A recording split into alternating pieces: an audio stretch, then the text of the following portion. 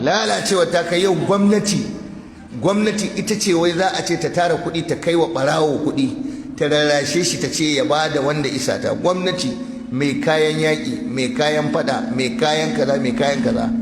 Lokacin da aka zo ana kaza da Nijar har an fara tattarawa ana cewa muna da makami za a yaƙi Nijar. Kuna da ƙarfin yaƙar Nijar amma ba ku da ƙarfin yaƙar barayin da suke cikin daji a garurukan. Kowa ya sallama, kuma abin da zai baka mamaki kamar ba masu kuɗi a kudu, kamar ba masu mulki a kudu, kamar ba gaba ɗaya abin ya dawo arewa, an dawo Naija. Abin tausayi, an shiga Zamfara, bayan Allah mutanen kirki dajin su ba zai yiwu ba.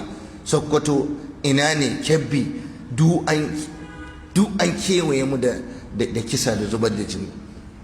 Yanzu lissafin da ake yi, rashin noman da aka yi bana ma ya mafi na baya, illa 'yan wurare ne kaɗan. Ga damana Allah ya yi albarka amma ba a nomawa, wurare da yawa ba za su nomu ba. Sun sace mu, sun kama mu, sun kame dajin, sun hana mu yi noman, suna da makamai a hannunsu, kuma waɗanda suke 'yan masu kuɗin a cikinmu an zo ana sace su. Hanyoyinmu ba mu da aminci, masara ta mana tsada a gari, shinkafa ba za ta ciwo ba, asibiti in ka je ba magani, kana cikin gidanka kana tsorace, kana kan hanyar tafiya neman kasuwarka kana tsorace. Shine abin da arewa take ciki. Kankanin misali abin da ya faru wanda zaka gane cewa idan abu ya shafe su ya shiga cikin jikinsu sukan tsaya, duk koda cikin ciki mutum ya koma sai an zakulo shi. Ya faru tsohuwar gwamnati da ta shuɗe, matar shugaban ƙasa, wani yaro ya tashi ya ɓata ta misali, ba ma ɓatanci ba ne, magana ce wacce yake dole mutumin da yake da jin zafi ya faɗi abin da yake zai faɗa a cikin ransa, ko da ko za a niƙa shi. Ba abin da ka isa ka yi sai dai ka kashe mutum, in ka kashe shi kai ka zauna a duniya. Da ya faɗi wannan magana aka dinga tracking, jami'ai suka dinga tracking, sai da suka kama wannan yaron daga social media ya sani waɗannan abubuwa, amma sai da aka kama shi. Ashe kenan kun ga akwai sakaci da kasawa daga ɓangaren hukuma, gwamnati ta gaza. Ya za a ce kana da yarinya wani mutum dabba da ƙiƙi ya kira ka a daji ya ce ka kai yarinyar ka yi ta'asa da ita, sannan kuma ka zo ka koma ka zo kana zaune da ita, wani irin kallo za ka yi mata? Ya al'umma za ta ci gaba da rayuwa haka? Kuma kuna tunanin mutane su zauna su shiru akan wannan al'amari, akan me?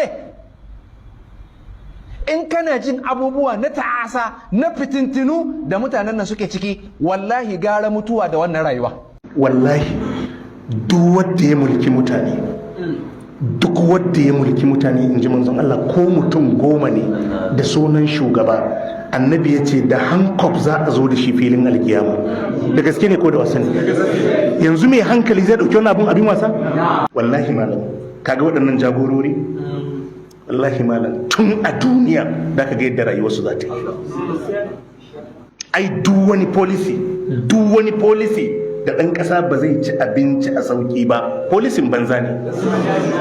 Waɗannan mutane ina gaya muku, wallahi bin tausayi ne, wallahi duk wanda shiga wuta bai dame shi babu tausayi. Allah ka san irin bakin cikin da sun ka samu, ka san mun zubar da hawaye Allah akan wannan abu da ya faru. Ya Allah ka tara duk bakin cikin da mun kai ka mai suwa gare su. Allah duk inda bala'i yake, da na sama da na ƙasa da na gabas da na yamma da na kudu da na arewa, Allah ka tara shi ka aza shi ga waɗannan azzaluman. Ya Allah kakka bar sakamako tsakaninmu da su har lahira, tun nan duniya kai musu abin da za mu gamsu cewa ka yadda mana da haƙƙin mu. Allah ka saka mana a kansu, Allah ka tara su duk yawan su, ka tara su ka sauka musu da bala'i. Allah ka sa ka su gama lafiya, Allah ka hana musu zaman lafiya, ka hana musu kwanciyar hankali, ka hana musu daɗin rai, kaskanta su gobe kiyama. Allah kada kai musu sauki, kada ka rangwanta musu ya Allah, kada kai musu nasiha. Allah ka haɗa su da sheri na duniya da na lahira. Allah ka kaskanta su, Allah ka wulakanta su, ka kunyata su. Duk inda wani ɗan bindiga yake mai azabtar da mutane, Allah ka azabtar da su, Allah ka azabtar da su, Allah ka azabtar da su. Allah ka yi muna kariya daga sharrin su. Don ku ta zabi dan makamai, ba wai magana amin ba, ku ta zabi dan makamai. Ku ta kowa wanda duk da halin sai bindiga ya so bindiga, ku ta ku so bindigogi. Duk makamin da kun ka san kuna iya mallaka, ku ta ku mallake su. Bai yi ma'ana katun banza ya sallama ba cikin gida da ta yi da matarka kana kallo ba, ko ya ɗauke ka shi katu kai shi da tsoyu kai da tsoyu ya sa ka gaba. to me wani tsoyonka